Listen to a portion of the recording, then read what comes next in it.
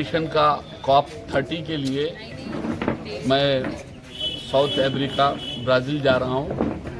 ये ब्राज़ील में UN का मीटिंग के लिए अनऑर्गेनाइज्ड सेक्टर्स की आवाज़ जो ILWF नेशनल हॉकर फेडरेशन की जानिब से APMDD की तरफ से ये प्रोग्राम मुनक़िद किया जा रहा है और APMDD की तरफ से ही मुझे मदऊ किया गया है। मैं चाहता हूँ कि हर वो फर्द जो अनऑर्गेनाइज्ड सेक्टर्स के मायने ये है कि ऐसा फर्द जिसको सरकारी सतह के ऊपर तनख्वाह या किसी किस्म की इंश्योरेंस सिस्टम या सरकारी सतह पे छुट्टी ये नहीं मिलती है, वो अनऑर्गेनाइज्ड सेक्टर्स होता। और हिंदुस्तान के 90% लोग अनऑर्गेनाइज्ड सेक्टर्स है और उनके लिए कभी आवाज़ नहीं उठाई गई।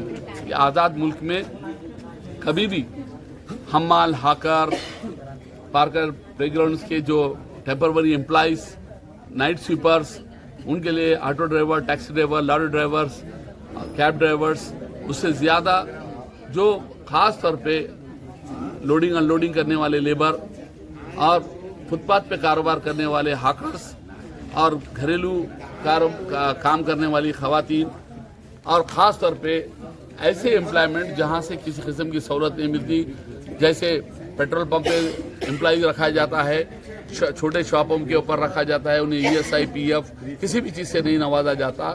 ऐसे तमाम लोग अनऑर्गेनाइज्ड सेक्टर्स के होते हैं।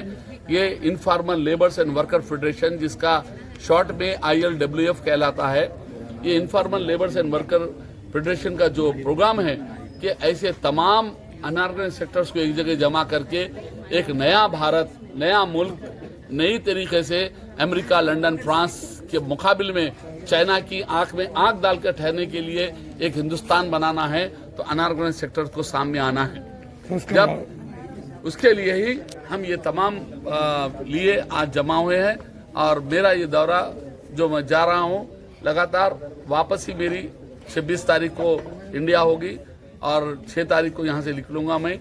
और यहाँ से मैं मध्य प्रदेश जाकर वहाँ पर एक छोटा सा फंक्शन, पूरे नेशनल लीडर्स वहाँ पर जमा होंगे, वहाँ से वो लोग मुझे विदाई करेंगे और मैं दिल्ली एयरपोर्ट से वहाँ पर पहुँचूँगा।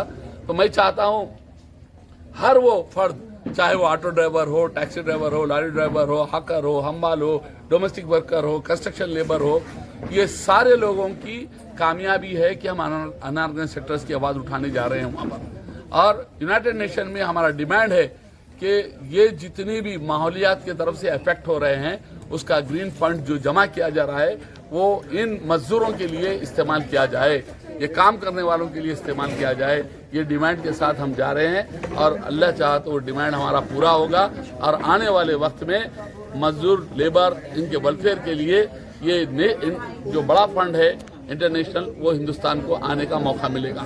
इसी के लिए एक जद्दोजहद के लिए जा रहा हूँ। इंटरनेशनल प्रोग्राम है, यहाँ पर जितना भी है APMDD की तरफ से पैसा खर्चा किया जा रहा है, मगर किसी भी सरकारी सतह के ऊपर हमारे इंडियन गवर्नमेंट या स्टेट गवर्नमेंट कोई पैसा नहीं लगा रही है, मगर वहाँ पर यूनाइटेड नेशन की तरफ से जो एक्सपेंडिचर्स होते हैं उसी के ऊपर भी पैसा मुकम्मल खर्चा होता है। हाँ, मैं आने जाने के टिकट से लेकर रहना खाना सारी की सारी जिम्मेदारी वो लोग ही उठा रहे हैं। मैं सिर्फ ये लेबरों की तरफ से उनकी नुमाइंदगी करने वहाँ जा रहा हूँ मैं। और मैं चाहता हूँ कि आने वाले वक्त में हर वो लेबर का लीडर, जो ऑटो ड्राइवर का लीडर, हाकर का लीडर, हम्माल का लीडर, ये डोमेस्टिक वर्कर्स के लीडर इस मुकाम तक पहुँचे जहाँ पर मैं आज जा रहा हूँ। ये हर वो फर्द वहाँ जाने के काबिल बन जाए। और मैं चाहता हूँ कि हर वो auto driver, taxi driver, lorry driver और हम्माल, हाकर, ये सारे के सारे मिलकर दुआ करें कि आप लोगों की जो उम्मीदें हैं वो मैं पूरा कर सकूं और आने वाले वक्त में हम एक नया भारत बनाने में कामयाब हो सकें। मैं तमाम बहुत मुबारकबाद देता हूं और एक बात कहना चाहता हूं, ये ILWF ही नहीं बल्कि हैदराबाद के लिए प्राउड की बात है।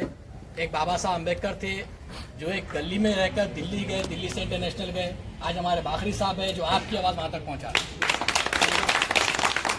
और आप सभी की दुआ है और आपकी सपोर्ट है। इस तरीके से आपने देखा है पिछले 10 साल BRS में रहने के बावजूद भी आपके लिए लड़ने वाली आवाज़ बाखरी साहब थी। अब अपने लीडर के खिलाफ जाकर प्रोटेस्ट करना, धरना करने, रूलिंग पार्टी में रहने के बाद भी हॉकर के लिए बात करने, हमार के लिए बात करने, महिलाओं के लिए बात करने वाले साहब बाकरी साहब हैं। और मैं चाहता हूं कि आप सब थालियों से इन्हें दुआएं दें और इनकी हिफाजत की दुआ करें। अल्लाह।